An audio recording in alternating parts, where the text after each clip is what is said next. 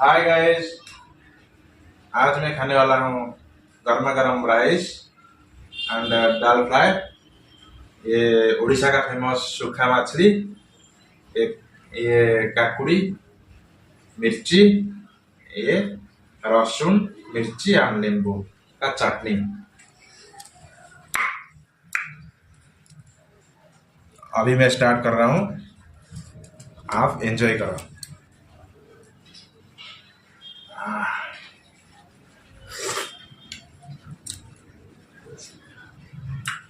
Super.